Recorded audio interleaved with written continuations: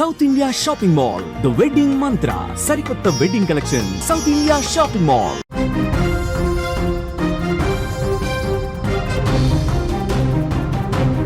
War zone breaking news మనం చూస్తున్నాం. Ukraine పై మళ్ళీ రష్యా విరుచుకుపడుతోంది. 300 డ్రోన్లు 7 మిసైల్స్తో దాడి చేస్తోంది. ఉక్రెయిన్ ప్రధాన నగరాలే టార్గెట్గా ఈ దాడులు కొనసాగుతున్నాయి. ఉక్రెయిన్ పై నార్త్ కొరియా మిసైల్స్ ప్రయోగం జరుగుతోంది. 5 ఇస్కాండర్ కే క్రూయిజ్లతో దాడి చేస్తోంది. నిన్న కూడా 479 డ్రోన్లు 19 మిసైల్స్తో రష్యా దాడి చేసినటువంటి పరిస్థితి. రష్యా దాడులను ఉక్రెయిన్ కూడా ధృవీకరించిన పరిస్థితి. ఉక్రెయిన్పై రష్యా దాడులు రోజు రోజుకి ముమ్మరం చేస్తున్నటువంటి పరిస్థితి. దాదాపుగా 479 డ్రోన్లు 19 మిసైల్స్తో నిన్న మిడిల్ వెస్ట్ యుక్రెయిన్ టార్గెట్ చేసిన రష్యా ఆ దాడుల్ని మరింతగా పెంచేసినటువంటి పరిస్థితి. మరోసారి ఉక్రెయిన్పై విరుచుకుపడుతూ తన ప్రతాపాన్ని చూపిస్తోంది. ఉక్రెయిన్లోని ప్రధాన నగరాలే టార్గెట్గా 300 డ్రోన్లు 7 మిసైల్స్తో దాడి చేసింది. ఈసారి ఏకంగా నార్త్ కొరియా మిసైల్స్తో ఉక్రెయిన్పై రష్యా దాడి చేయటం గమనార్హం. ఇరు దేశాల మధ్య యుద్ధం మొదలైన తర్వాత మొట్టమొదటిసారిగా అత్యంత ప్రమాదకరమైన మిసైల్స్ను ఉక్రెయిన్పై రష్యా ప్రయోగిస్తోంది. ఇదిలా ఉంటే ఉక్రెయిన్తో యుద్ధం నేపథ్యంలో నార్త్ కొరియా నుంచి రష్యాకు తిరుగులేని మద్దతు లభిస్తున్నట్టుగా తెలుస్తోంది. మనం చాలా స్పష్టంగా చూడొచ్చు. రష్యా ప్రతీకారం తీర్చుకోవాలి అనుకుంటే ఏ స్థాయిలో ప్రతీకారం తీర్చుకుంటుందో చాలా స్పష్టంగా చూడొచ్చు. ఇక్కడ మనకు అర్థమవుతుంది నార్త్ కొరియా పూర్తిగా మద్దతు ఇచ్చేసింది. నార్త్ కొరియాకి సంబంధించినటువంటి క్షిపణులు ఇప్పుడు ఉక్రెయిన్ ప్రధాన నగరాల్ని టార్గెట్ చేస్తూ దూసుకుపోతున్నాయి. జెలెన్స్కీ వణికిపోతున్నటువంటి పరిస్థితి. ట్రంప్ మద్దతు కోరతాడా? ఐరోపా దేశాలు తన మిత్ర దేశాలతో, ముఖ్యంగా రష్యా మిత్ర దేశాలు ఏవైతే ఉన్నాయో వాళ్ళతో కూడా టచ్లోకి వెళ్ళి ఈ యుద్ధాన్ని ఆపు చేయండి, మేము తట్టుకోలేకపోతున్నాం, ఇలాంటి ప్రతిపాదనలు పెట్టే పరిస్థితి చాలా స్పష్టంగా కనిపిస్తుంది. దీని గురించి కొంత లోతుగా మనం అనాలిసిస్ తీసుకునే ప్రయత్నం చేద్దాం. న్యూస్ రూమ్ నుంచి ఎడిటర్ తిరుమల్ లైవ్లో జాయిన్ అయ్యారు. వారితో మాట్లాడదాం. తిరుమల్, ఒక్కసారి మనం చూసుకుంటే గతానికి మించి అన్నట్టుగా 2-3 రోజులు చూస్తే రష్యా ప్రతీకార దాడులు స్టార్ట్ చేసేసింది. యుక్రెయిన్ ప్రధాన నగరాలు టార్గెట్ చేస్తోంది. దాడులు విపరీతంగా కొనసాగుతున్నాయి. కానీ రోజు రోజుకి ఈ దాడి తీవ్రత అనేది పెరుగుతోంది. జెలెన్స్కీ మాటలు బట్టి అర్థం చేసుకోవచ్చు అతను ఎంత భయంతో ఉన్నాడన్నది. ఎలా చెప్తారు మీరు? ఇప్పుడు నార్త్ కొరియా కూడా ఎంటర్ అయిన నేపథ్యంలో ఎలా ఉండిపోతుంది దీని స్వరూపం? వలి చాలా స్పష్టంగా ఒక సీన్ని మనం అబ్జర్వ్ చేయాలి. ఏంటంటే ఉక్రెయిన్ ఎప్పుడైతే ఆపరేషన్ స్పైడర్ వెబ్ని ఆపరేట్ చేసిందో, రష్యా పైన ఒక భీకరమైన దాడి చేసిందో, కొంత గ్యాప్ తీసుకున్న పుతిన్ వరుసగా గడిచిన 4 రోజులుగా వరుసగా ఉక్రెయిన్ పైన బాంబుల వర్షం కురిపిస్తున్నాడు. పుతిన్ చాలా స్పష్టంగా ఉక్రెయిన్ని టార్గెట్ చేశాడు. ఇప్పటికే రష్యా ఉక్రెయిన్ భూభాగంలో 20% తన చేతుల్లో చిక్కించుకుంది. ఆ ప్రాంతంలో రష్యా సైన్యం ముందుకు వచ్చేసింది. సో ఉక్రెయిన్ కూడా రష్యా దాడుల్ని తిప్పికొట్టడానికి కొంత ప్రయత్నం చేసింది. కానీ ఆపరేషన్ స్పైడర్ వెబ్ అనేది రష్యా జీర్ణించుకోలేకపోతుందని స్పష్టంగా అర్థమవుతుంది. ఇవాళ కూడా దాదాపు 300 డ్రోన్లతో అట్లాగే 9 మిసైల్స్ని ప్రయోగించింది. ఇందులో ముఖ్యంగా మీరు అన్నట్టు నార్త్ కొరియా మిసైల్స్ కనిపిస్తున్నాయి. చాలా స్పష్టంగా చూడొచ్చు. లాస్ట్ వీక్లో రష్యా రాయబార కార్యాలయం అంటే రష్యా విదేశాంగ శాఖ ప్రతినిధి నార్త్ కొరియా వెళ్ళారు. అక్కడ కిమ్ జోంగ్తో భేటీ అయ్యారు. యుద్ధానికి కావాల్సిన సహాయాన్ని అడిగారు. ఇది చాలా స్పష్టంగా మొదట ఈ సంవత్సరంలో ఆయన 2 సార్లు వెళ్ళారు నార్త్ కొరియాకి. 2 సార్లు కూడా కిమ్ చాలా స్పష్టంగా రష్యాకి మేము అన్కండిషనల్గా ఎటువంటి షరతులు లేకుండా మేము సపోర్ట్ చేస్తున్నాము, అంటే రష్యా యుద్ధంలో మేము భాగస్వామి అవుతున్నామని ప్రకటించినట్టే అనుకోవాలి. ఇప్పటికే ఉక్రెయిన్ బోలెడంత పేలుడు సామాగ్రిని కావచ్చు, మిసైల్స్ని కావచ్చు, లేకపోతే ఇతర యుద్ధ సామాగ్రికి సంబంధించిన మిలిటరీ సపోర్ట్ని అయితే బోలెడంత రష్యాకు చేస్తోంది. అందుకే జెలెన్స్కీ మొదటి నుంచి చెప్తున్నాడు, ఎవరైతే మేము యుద్ధం చేస్తున్నామో సరిహద్దుల్లో దాదాపు 600 మందికి పైగా నార్త్ కొరియా సైనికులు చనిపోయారు, వాళ్ళ మృతదేహాలు మా దగ్గర ఉన్నాయని ఆల్రెడీ శాంతి చర్చలకు ముందే ఈ విషయాన్ని ప్రకటించాడు. ఆ తర్వాత ఇప్పుడు ఎప్పుడైతే నార్త్ కొరియాకి రష్యా ప్రతినిధులు వెళ్ళారో, కిమ్ ఎప్పుడైతే రష్యాకి బాహాటంగా మద్దతును ప్రకటించారో ఆటోమేటిక్గా నార్త్ కొరియాకి సంబంధించిన మిసైల్స్ పడ్డాయని ప్రపంచానికి చెప్పే ప్రయత్నం చేస్తున్నారు జెలెన్స్కీ ఏం మామూలుగా లేడు. కొద్దిసేపటి క్రితం మీరు ఒకసారి చూస్తే మీడియాలో చాలా స్పష్టంగా ఇప్పటికీ ఎక్స్చేంజ్ ఫైర్ చాలా దారుణంగా జరుగుతుంది. సరిహద్దుల్లో రష్యా డ్రోన్లో అటాక్ కావచ్చు, బాంబు దాడులు కావచ్చు వరుసగా చేస్తుంది. ఉక్రెయిన్ వాటిని తిప్పికొడుతుంది, ఎదుర్కొంటోంది. వ్యూహాత్మకంగా దాడి చేశాడు రష్యా మీద. ఎందుకంటే 18 నెలల పాటు చాలా పక్కాగా పకడ్బందీగా డ్రోన్లని రష్యా భూభాగంలో 6,000 కిలోమీటర్లు లోపలికి పంపించి రష్యా ఎయిర్ బేస్ మీద దాడి చేసి తీవ్ర నష్టం కలిగించాడు కదా. ఇప్పుడు యుద్ధ విమానాలు ధ్వంసమయ్యాయి, ఎయిర్ బేసులు ధ్వంసమయ్యాయి, గుండె మీద కొట్టినట్టు పరిస్థితుంది. ఇప్పుడు నార్త్ కొరియా మద్దతుంటేనే ప్రతీకారం 100% తీర్చుకోగలను అని భావించి నార్త్ కొరియా సపోర్ట్ తీసుకున్న పరిస్థితి ఉందా? అట్లాగే చూడాలా? అంటే ఇవాళ రష్యా చాలా ఒక కీలకమైన వ్యాఖ్య చేసింది, నాటో విస్తరణ తగ్గాలి. ఒక కీలకమైన వ్యాఖ్య. నాటో అంటే పరోక్షంగా నాటో ఉక్రెయిన్కి మద్దతు ఇస్తుంది, యూరప్ దేశాలు ఉక్రెయిన్కి మద్దతు ఇస్తున్న వ్యాఖ్యలను కూడా రష్యా ఇవాళ చేసింది. రష్యా ప్రతినిధి బృందం యుద్ధం పైన మాట్లాడుతూ నాటో విస్తరణ తగ్గాలి, నాటో విస్తరణ అనేది ప్రమాదకరం ప్రపంచానికని చాలా స్పష్టంగా చెప్పారు. ఎందుకంటే నార్త్ కొరియా పైన జెలెన్స్కీ వరుసగా ఆరోపణలు చేయడం, నార్త్ కొరియా సైన్యం రష్యా సైన్యంతో కలిసి మా పైన దాడులు చేస్తుందని చెప్పడం, నార్త్ కొరియా యుద్ధంలో భాగమైందని చెప్పడం, నార్త్ కొరియా ఓపెన్గా రష్యాకి మద్దతు ప్రకటించడం వల్ల హింసాత్మకం సృష్టించే ప్రయత్నం చేస్తున్నారని చెప్పడం, ఇదంతా చూస్తుంటే జెలెన్స్కీ భయపడుతున్నట్టు అనిపించట్లే. ప్రపంచ దేశాల్ని ఈ యుద్ధం వైపు రష్యాని ఆపండి అని చెబుతూనే ఇతర దేశాలు ఈ యుద్ధంలో ఇన్వాల్వ్ అవుతున్నాయనే మాట చెప్తున్నారు. ఇది కొంత ప్రమాదకరమైన సిచ్యువేషన్. ఎందుకంటే 3 ఏళ్లుగా 2022 నుంచి జరుగుతున్న యుద్ధంలో ఇప్పటికీ అనేక మంది ప్రాణాలు కోల్పోయారు. వేలాది మంది రష్యా సైన్యం కావచ్చు, ఇటు ఉక్రెయిన్ సైన్యం కావచ్చు ప్రాణాలు కోల్పోయారు. వాళ్ళ శరీరాలు తునాతునకలైనాయి. వాళ్ళని ఒక్క దేశానికి ఒక దేశం అప్పగించుకునే ఒక ఒప్పందం మాత్రమే కుదిరింది. అది కేవలం 1,200 మందిని నిన్న అప్పగించారు. గాయపడ్డ వాళ్ళు రష్యా దగ్గర బందీలుగా ఉన్నారు. గాయపడ్డ రష్యా సైనికులు ఉక్రెయిన్ దగ్గర బందీలుగా ఉన్నారు. పరిస్థితి భీతావాహంగా ఉంది. ఈ పరిస్థితిని కంట్రోల్ చేయాలి అంటే ఇప్పుడు శాంతి వైపు అడుగులు వేయాల్సిన అవసరం ఉంది. డొనాల్డ్ ట్రంప్ దీనికి కొంత ప్రయత్నం చేశారు. ఇస్తాంబుల్లో 2 దేశాల మధ్య 2 దఫాల శాంతి చర్చలకు కొంత ఆస్కారం ఏర్పడింది. కానీ ఈ ఎప్పుడైతే స్పైడర్ వెబ్ అటాక్ జరిగిందో దాంతో ఒక్కసారిగా మళ్ళీ పరిస్థితి అంతా చెల్లాచెదురైంది. ఇప్పుడు శాంతి చర్చలు, డిస్కషన్స్ అనే వాయిసే వినిపించట్లేదు రష్యా.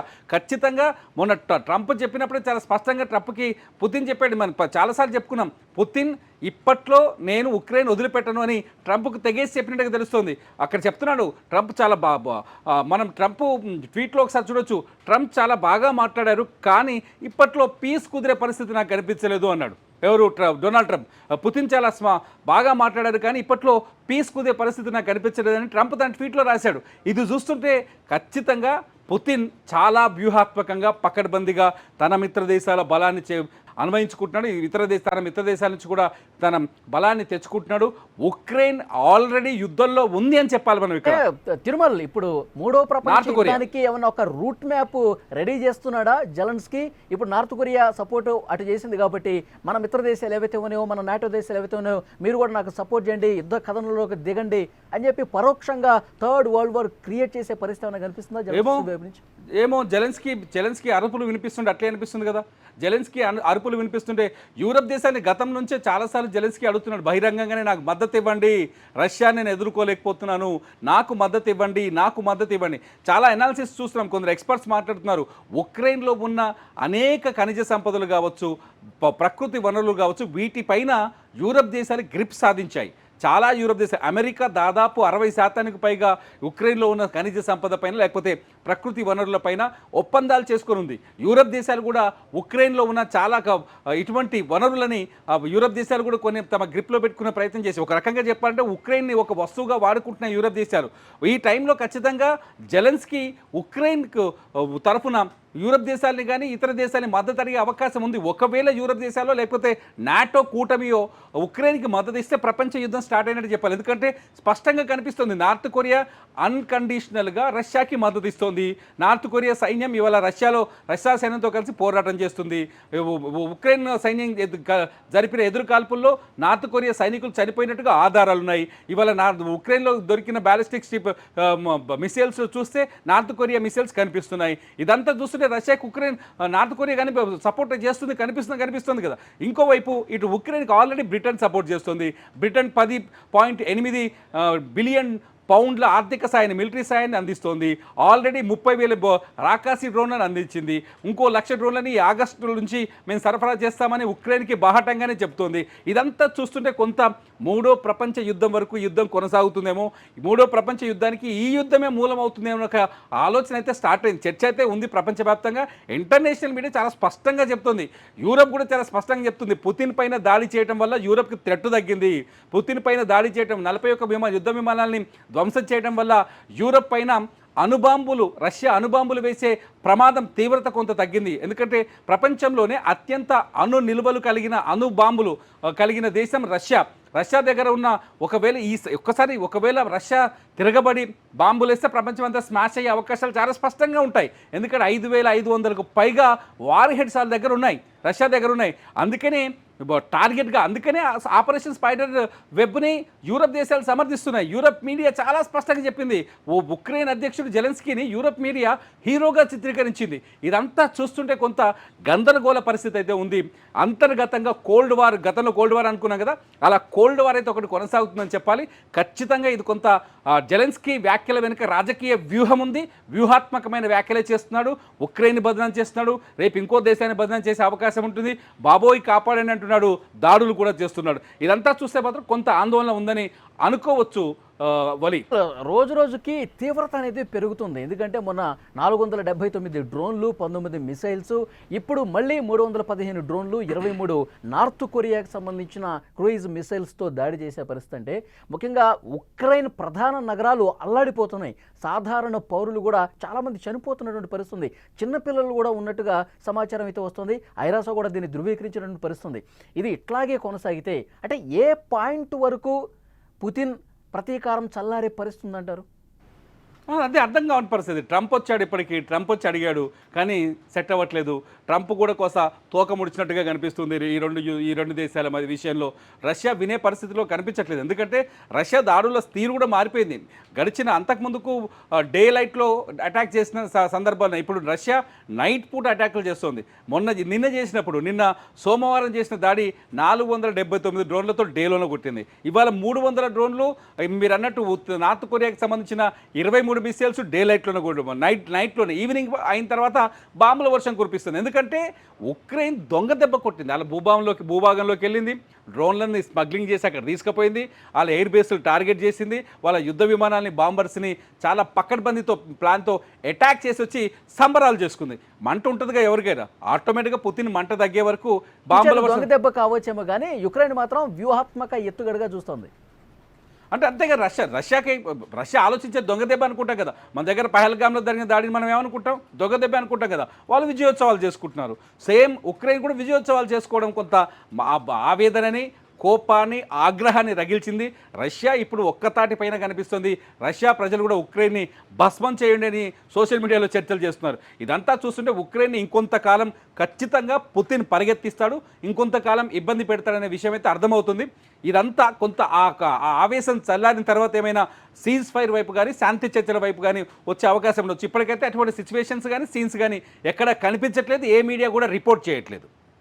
చూద్దాం తిరుమల. మొత్తానికైతే పరిస్థితి చాలా సీరియస్గా కనిపిస్తోంది. ఉక్రెయిన్పై రష్యా దాడులు రోజు రోజుకి తీవ్రం చేస్తోంది. 479 డ్రోన్లు, 19 మిసైల్స్ మిడిల్ వెస్ట్ యుక్రెయిన్ టార్గెట్గా రష్యా చేసిన పరిస్థితి. దాడులు రోజు రోజుకు పెంచుకుంటూ పోతుంది. యుక్రెయిన్లో ప్రధాన నగరాలే టార్గెట్గా చేస్తూ ఉంది.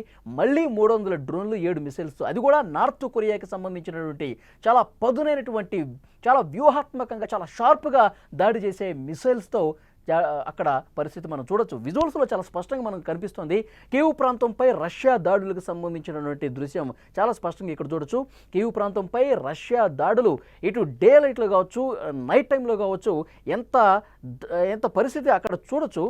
నైట్ అయినా సరే ఎక్కడ లక్ష్యం ఉందో ఆ లక్ష్యానికి తగ్గట్టుగా చాలా వ్యూహాత్మకంగా కరెక్ట్గా మళ్ళీ గురి తప్పకుండా ఏ విధంగా దాడి జరుగుతున్న పరిస్థితులను చూస్తున్నాం. యుక్రెయిన్పై మిసైల్స్తో రష్యా దాడికి సంబంధించినటువంటి విజువల్స్, దాడి తర్వాత అపార్ట్మెంట్ ఏ విధంగా దెబ్బతిన్నదో కూడా పరిస్థితి మనం విజువల్స్లో చాలా స్పష్టంగా చూడొచ్చు. సో రోజు రోజుకి దీని తీవ్రత అనేది పెరుగుతూ పోతుంది. దాడుల తీవ్రత అనేది చాలా సీరియస్నెస్ అనుకున్న పరిస్థితుంది. ఇప్పుడు జెలెన్స్కీ మరొకసారి ట్రంప్ను సాయం కోసం అర్థిస్తున్న పరిస్థితుంది. మరొకసారి మీరు పుతిన్తో మాట్లాడండి, కొంత కూల్ చేసే ప్రయత్నం చేయండి అని చెప్పి అడుగుతున్నట్టుగా సమాచారం వస్తుంది. మరి పుతిన్ ఏ మేరకు మెత్తబెడతాడో కూడా తెలియటం లేదు.